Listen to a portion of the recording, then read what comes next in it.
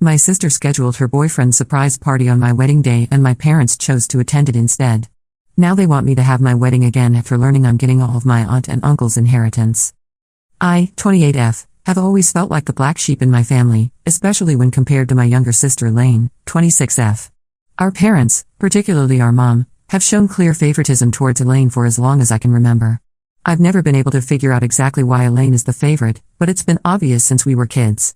When I was born, my parents were struggling financially and emotionally. They decided to let my aunt and uncle raise me for the first 6 years of my life.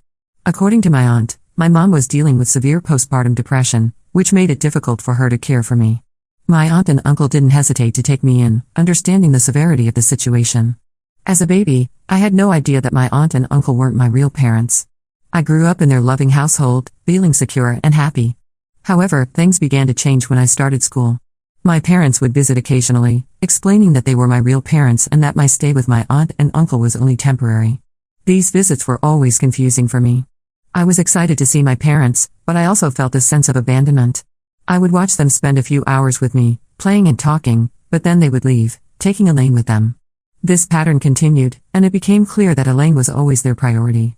While my aunt and uncle provided me with all the love and care they could, the brief visits from my parents left me feeling unwanted. Finally, when I turned 6, my parents brought me back home.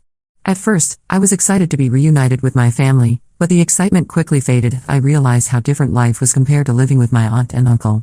One of the first changes I had to adapt to was sharing a room with Elaine. She had always had her own room, and there was a spare bedroom that my parents could have given me. Instead, they insisted that Elaine and I share a room so that we could bond as sisters. Elaine hated this new arrangement and made her feelings clear.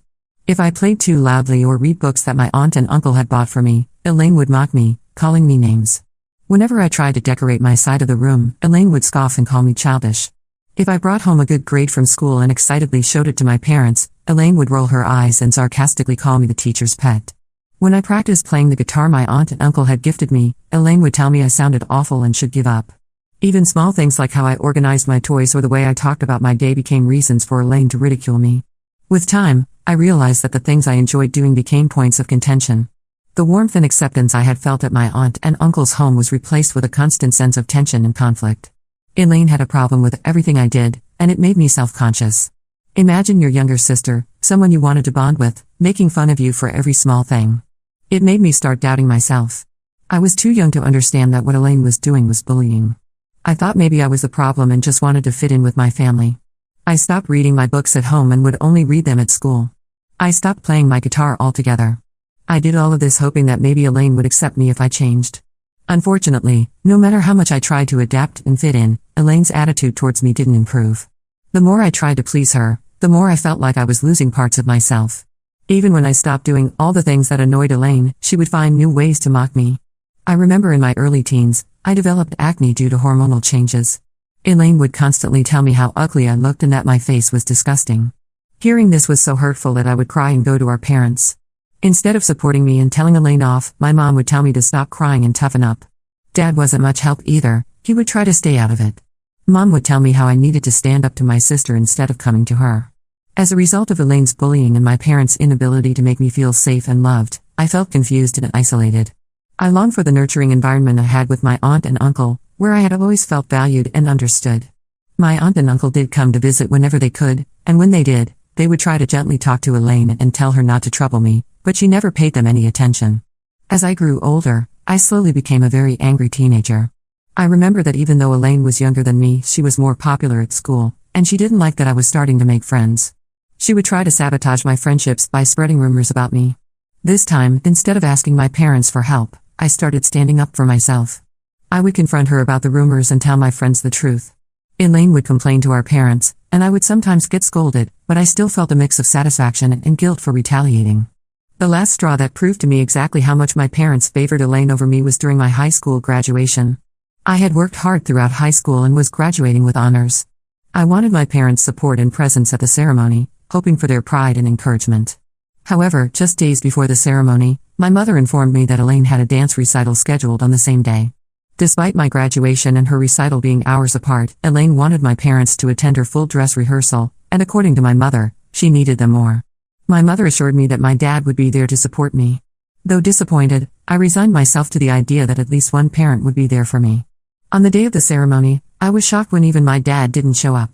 Apparently, my mom had called him urgently, saying Elaine was having a panic attack before her rehearsal and needed him there to calm her down. Dad chose to rush to Elaine's side instead of coming to my graduation. When I walked up to receive my diploma, I remember seeing no familiar face in the audience cheering me on. I felt nothing but a profound sense of loneliness and abandonment. Later, when I returned home, both my parents and Elaine were absent.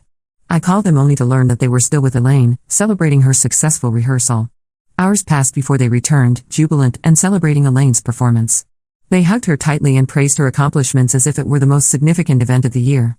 I couldn't shake the jealousy and hurt I felt at that moment. My parents didn't even apologize to me for missing my graduation.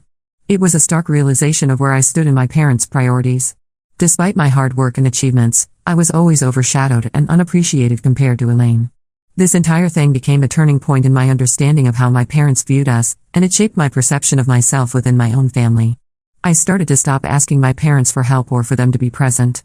I stopped thinking that I could depend on them. Whenever I performed well in my studies or extracurricular activities, I no longer bothered telling them anything. The only people I could talk freely about my achievements with were my aunt and uncle, and they always appreciated me, even for small things. Their words meant more to me than any recognition from my parents ever could. When Elaine graduated from high school and was accepted into a prestigious university, my parents made a huge celebration out of it. They were bursting with pride, bragging about her achievements to everyone and hosting a party in her honor. I congratulated my sister because I genuinely felt happy for her, despite our difficult relationship. A year later, when I graduated from college with a degree in computer science and a job offer from a top tech company, my parents did nothing of that sort. Seeing this, my aunt and uncle wanted to celebrate my achievement by organizing a small gathering with close relatives and some of my friends. Initially intended to be a modest affair, word spread and many more family members and friends expressed their desire to join and show their support for me. However, my parents expressed disapproval, deeming this celebration as over the top. They felt that I didn't deserve such a lavish celebration, especially when they hadn't done the same for Elaine when she started college. Admittedly, the party that my aunt and uncle were throwing for me was indeed more elaborate than the one Elaine had when she graduated high school. However, I wish my parents could have let me have just one day without complaining. My mother argued that Elaine would feel really bad if she found out that our aunt and uncle were celebrating me with a party, especially considering they had only given her a gift card when she graduated. My aunt, visibly upset, reminded my mother how she and my uncle always had to step in to support and celebrate me because my parents never did. She pointed out how my parents had enthusiastically celebrated Elaine's achievements but seemed indifferent to mine. My uncle echoed her sentiments, questioning why there was a double standard in celebrating their children's successes. In response, my parents defended themselves, arguing that it was challenging to balance celebrations for two children and that their focus had naturally been on Elaine's milestones since she was the youngest. They claimed their hands were full and that they couldn't do everything for both of us equally. My mother further justified that just because they didn't celebrate me enough didn't mean that they didn't love me. Thankfully, my aunt and uncle were not convinced. My uncle argued back passionately that being parents meant being there for both children, not just one. He criticized my parents for not treating me with the same enthusiasm and support they always showed Elaine. In the end, my parents had no argument to stand on, so I did end up having a big party, just as my aunt and uncle wanted me to have. I had invited Elaine to attend, but she told me she was too busy with college preparations to attend a silly little party.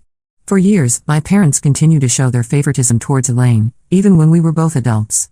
It's also particularly evident in how they treat us and our significant others.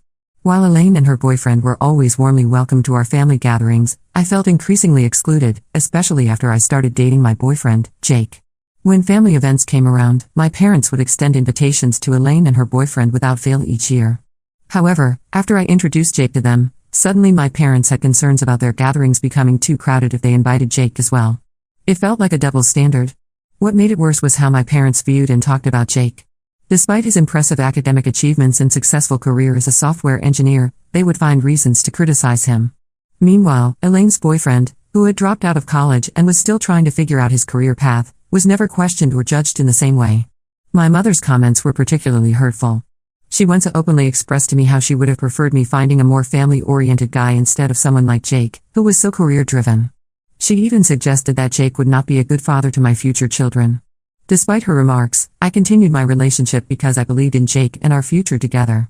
I even started declining invitations to family dinners and annual holiday events to avoid giving my parents any reason to criticize Jake. I don't believe my absence had much of an impact on them. Now, Coming to the main reason why I'm posting on Reddit today. 6 months ago, Jake proposed to me, and I said yes. I had no doubts in my mind that he was the one for me. This man has given me so much love and support over the years, I can't even imagine my life without him. When I informed my parents about the engagement out of courtesy, wanting them to hear the news from me rather than from someone else, I was met with mixed reactions. My dad seemed genuinely happy for me and congratulated me, while my mom remained silent.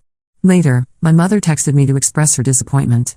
She said she was disappointed that I had not listened to her and had gone ahead with the engagement to Jake. She claimed that as a woman, she knew other women better and felt Jake would not be a good fit for our family. I was taken aback and told her to stop, as I was tired of her constantly bringing down my relationship. I asked her if she had any legitimate reason for her dislike of Jake or if it was just unfounded prejudice. This is when my mom retorted, saying that Jake constantly challenged her opinions, unlike Elaine's boyfriend. This statement left me speechless. It was true that Jake isn't someone who lets other people walk all over him. In the past, whenever my mother had tried to subtly mock his career choice or his views, Jake has never let it slide. This is one of the things I admire about Jake, he stands up for himself. He's aware of our family's history, and unlike me, he doesn't hesitate to assert himself with my mother. However, Jake has never been outright disrespectful. His responses are typically polite but firm. It was clear to me then that my mother's issue with Jake was not based on any real behavior or character flaw, but rather on her discomfort with someone who wouldn't simply agree with everything she said. I told my mother that I didn't feel what Jake did was wrong in any way and that I wished I was more assertive like him. My mother retorted that Jake was a bad influence and that he was changing me too much. I paid little attention to my mother's criticisms and continued enthusiastically planning my wedding with Jake. 2 months ago, I sent out wedding invitations to everyone, including Elaine. Despite not receiving any congratulations from Elaine after the engagement, I still harbored no ill feelings and extended an invitation to her for the wedding. To my surprise, Elaine declined the invitation without any explanation, which disappointed me somewhat. But what truly caught me off guard was when my dad called to inform me that while he would be attending, my mom had decided not to come. I knew my mom had reservations about Jake, but I had hoped that for the sake of our family and my special day, she would set aside those differences and join us. I was taken aback and asked why. My dad explained that Elaine had apparently planned a surprise birthday party for her boyfriend on the very same day, which my mom was going to attend instead of my wedding. This revelation was weird since I knew that Elaine's boyfriend's birthday was months away from my wedding date. I couldn't understand why they would hold a party on the exact same day as my wedding. Instead of confronting my mom first, I decided to reach out to Elaine directly to clarify things. Although we didn't often speak, I wanted to handle the situation with respect and dignity. I called Elaine and asked her straightforwardly about the birthday party and if that was really the reason she wasn't planning to attend my wedding. To my surprise, Elaine confirmed that this was indeed the case. She explained that her boyfriend had always wanted a surprise party, and they had originally planned it for his actual birthday, but they didn't have enough money saved up at the time. Hence, Elaine admitted that she had gone out of her way to make it up to her boyfriend by working hard and finding a special venue for their celebration that fit within their budget. Unfortunately, the only available date for this venue happened to coincide with my wedding day. I expressed my disappointment and gently suggested that she could have chosen a different date, emphasizing just how much I would have appreciated her presence at my wedding. However, Elaine replied that her boyfriend's happiness came above everything else and made it clear that she wasn't willing to change their party date just to accommodate my wedding plans. Her words stung, and she didn't even wait for me to reply before disconnecting the call. Later, when I called my mom to discuss the situation, she resorted to the same age-old explanation she often used with me. She insisted that Elaine would feel hurt if she didn't attend her boyfriend's party and reiterated that my dad was already planning to attend my wedding, so I shouldn't be selfish and expect her to come as well. I told her, my voice almost breaking, just how painful it was for me to constantly feel like she treated me as inferior compared to my sister. I explained to her that she could do as she wished, but I was no longer going to acknowledge her as a parent after this. My mother scoffed at my words and told me that I should not be so overdramatic over my wedding. After the fallout with my mom over her refusal to attend my wedding, I chose to cut off communication with her entirely. My main focus shifted to ensuring that Jake and I had the most beautiful wedding possible and that our celebration was filled with joy and love. Despite my disappointment with my mom, I was grateful that my dad honored his promise and stood by me on my special day. When Jake and I finally tied the knot, my aunt and uncle, who had already anticipated my mom's absence despite their urging, were understandably upset and disappointed. They had even warned my mom beforehand, emphasizing the importance of her presence. The fact that she still chose not to come struck a deep chord with them. What made matters worse was when Elaine uploaded pictures from her boyfriend's surprise party, where my mother could be seen dancing and drinking as if she didn't have a care in the world. The issue wasn't what she was doing, but the way they both seemed to flaunt their disregard for my feelings about their absence from my wedding. My mom never once called me or Jake to check up on us or congratulate us throughout the whole day. Post-wedding, my aunt and uncle didn't hesitate to confront my mom about her absence from my wedding. They didn't hold back, expressing their disappointment in her behavior and didn't mince words while telling her plainly that they were fed up with how poorly she had treated me over the years. They told her that they had given her more than enough chances to be a good mother, but she clearly only cared about Elaine. They went as far as to threaten her with consequences, including potentially removing her from their will. When Mom tried to argue back with them, saying how Elaine's boyfriend's party was important too, they informed her that they would make sure that I got every penny of their inheritance since I deserved it more than her. This was a huge thing to be said by my aunt and uncle, and completely unexpected. My mom, who had been struggling to justify her absence at my wedding until then, found herself in a tough spot after hearing this. After her confrontation with my aunt and uncle, she called me, pleading for forgiveness. Mom expressed disbelief at how missing my wedding had escalated into such a fiasco. During our brief talk, she lamented how unfair it would be if I received my aunt and uncle's inheritance instead of her. She urged me to persuade them not to proceed with any decisions related to their estate. Clearly, she was more concerned about inheriting money than fixing our strained relationship. Hence, I didn't engage in much conversation with her as I was on my honeymoon and wanted to preserve my mood. However, lately, after I came back from my honeymoon, she's been calling me almost every day, pleading for another chance to make things right between us. She suggested that Jake and I should have another wedding ceremony, this time with just close family members if possible, so she can also attend. She's expressed regret over missing my wedding and insists that I should give her an opportunity to remedy the situation. Her change of heart and persistent requests have put me in a tough spot.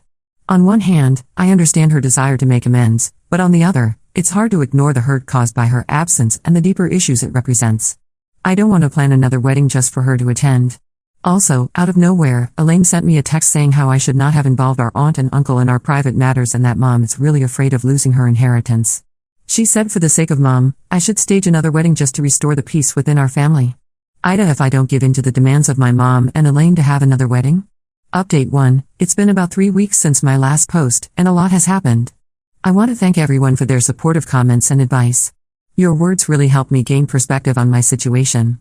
First, I talked to Jake about the whole situation. He was understandably upset about how my family had treated us, especially on our wedding day. He agreed that having another wedding would be unnecessary and potentially harmful to our emotional well-being. Jake believes I should stand up to my mom and tell her that she had her chance to attend our original wedding but she chose not to, so now she has to deal with the consequences of her actions. I decided to take Jake's advice and the advice of many commenters. I called my mom and had a long, honest conversation with her. I told her that I appreciated her apology, but I wasn't willing to have another wedding ceremony just to appease her. I explained that her absence at my wedding was just the tip of the iceberg, it was a culmination of years of favoritism and neglect.